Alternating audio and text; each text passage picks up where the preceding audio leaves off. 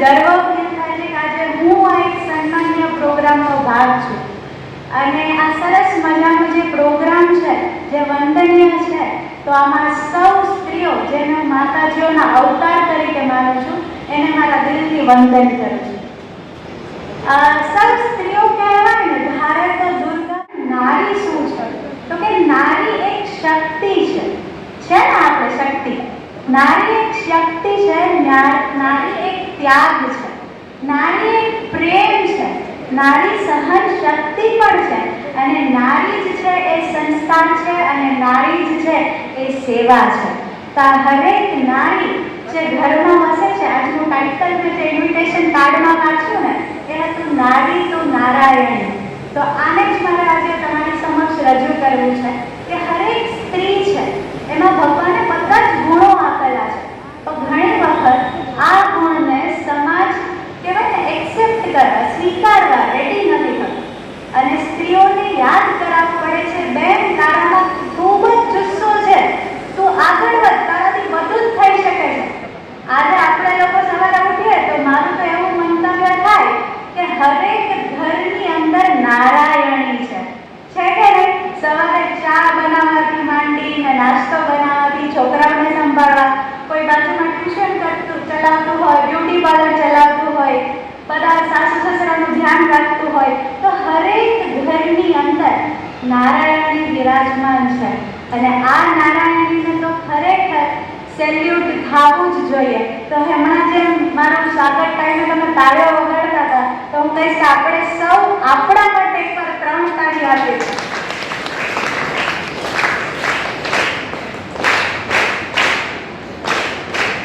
ખૂબ જ સરસ.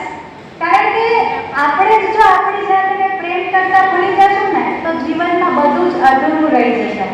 હરેક વખતે આપણે લોકો એવું વિચારીએ કે મારા ઘરનાઓને શું ગમશે, હું એના માટે શું કરીશ, એમને કયો કલર ગમશે, એમને શું જમવાનો ભાવ છે, પણ ક્યારેય આપણે આપણા માટે નથી વિચાર્યું. તો આજે હરેક સ્ત્રીને હું દિલથી વંદન કરીશ અને કહીશ કે આજથી પ્લીઝ તમારા વિશે પણ થોડું વિચારજો.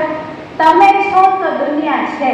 જો સ્ત્રી નથી ને તો જમાનો બ્લેક એન્ડ વ્હાઇટ રહેવાનો છે કે નહીં? અને હમણાં બેન પ્રવચન કરતા હતા તો મેં સાંભળ્યું કે અબુધાબીમાં જે BAPS નું મંદિર છે, તો હું લાસ્ટ યર પણ દુબઈ ગઈ હતી ને હમણાં બી જાઉં છું 10 દિવસ પછી વર્કશોપ માટે. તો હું પણ ત્યાં સ્પેશિયલી BAPS ના મંદિરમાં દર્શન કરવા જવાની છું. અવળો સ્વામિનારાયણ ભગવાને એક મોકો મને આપ્યો છે, તો ત્યાં સુધી જાઉં છું, તો કેમ આપણા મંદિરમાં ના જાઉં? તો આ વખત ભગવાનની કૃપાથી કહેવાય ને, હું આટલા દિવસ ત્યાં વેઇટ કરતી હતી કે મારા વિઝા આવે પછી હું કહું, તો જસ્ટ ભગવાનની કૃપા હોય ને તો થાય. 4 વાગે મને જસ્ટ મેસેજ આવ્યો કે તમારા વિઝા આવી ગયા છે. તો કદાચ સ્વામિનારાયણ ભગવાનનું એવું માનવું હશે કે ઋષિકા અહીંયા જરા બધાને લાભ આપીને પછી ત્યાં દર્શન કરવા આવે, તો ભગવાનને બી વંદન કરું છું, કારણ કે એ ના હોય તો આપણું તો શૂન્ય જ છે. અને થોડું આપણે આગળ વધીએ તો હું એવું કહીશ કે સ્ત્રીઓ છે ને એ બધી જ ફિલ્ડમાં છે. આજે તમે જો તો હું એવું કહીશ કે ઘરથી માંડીને, ઘરથી માંડીને ઓફિસ સુધી સ્ત્રીઓ પહોંચેલી છે. તો આપણે જેવું મેનેજમેન્ટ કરી શકીએ છીએ ને, એવું કોઈ કરી નથી શકતા.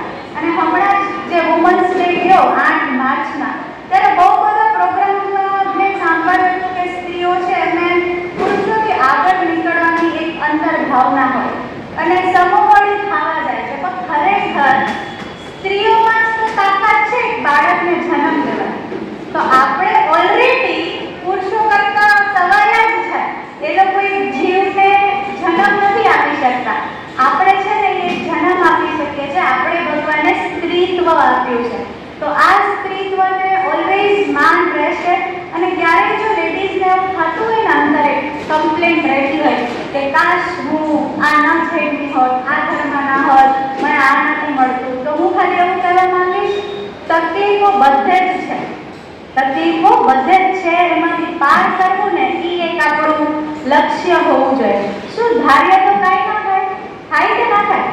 તો હું બોલું ને, મારી પાછળ તમારે વર્ડ્સને રિપીટ કરવાના છે. હું એક લાઈન બોલીશ, એ તમારે મારી પાછળ એક લાઈન હું 3 વાર બોલીશ. બોલશો મારી પાછળ? પાકું?